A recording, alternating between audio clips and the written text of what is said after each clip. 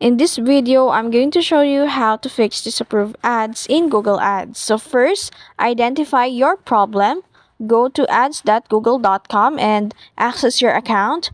Now, on the campaign section, navigate the campaigns, and then on the drop-down options, you will see there the ads. So click the ads, and you will see here the status of your campaign or ads in Google Ads. So as you can see in here on the status column, it's not eligible, but assumingly we have a ads that disapproved since this account is new, so I don't have yet an issue for that. So if you have a disapproved status in your ads, hover over that to see the specific policy violation or issue. Now, visit the Google Ads policies page and understand the specific guidelines related to your ad type. To fix the issue, it depends on the disapproval reasons. So if your issue is policy violation, update your ad copy and then visuals or landing page to meet Google Ads policies.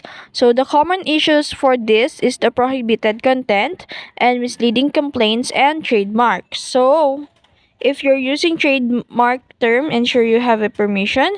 And if you have a misleading claims, ensure your ad text aligns with the landing page content.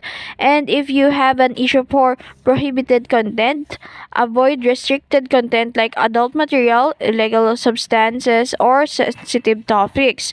So, if you have an issue about destination not working, test the URL to ensure the landing page is live and loads quickly, and then fix any errors like 404 not found or site under construction. So, if you have an issue about technical requirements, resize images, adjust video quality or format text as needed, and ensure your ad meets Google's technical specification for size and formats.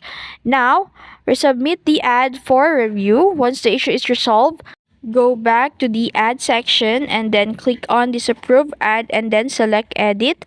Save the changes and the ad will automatically be resubmitted for review.